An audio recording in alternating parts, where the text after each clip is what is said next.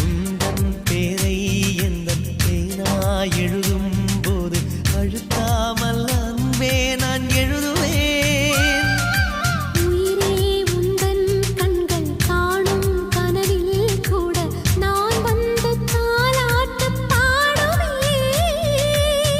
என் நிழலை யாரும் தான் மிதித்து போக விட மாட்டாய். என்னைக்கில்லை எனக்கேதான் சம்மதங்கள் தரமாட்டாய். குத்தி நீ குத்தாதடி என் கண்மணி.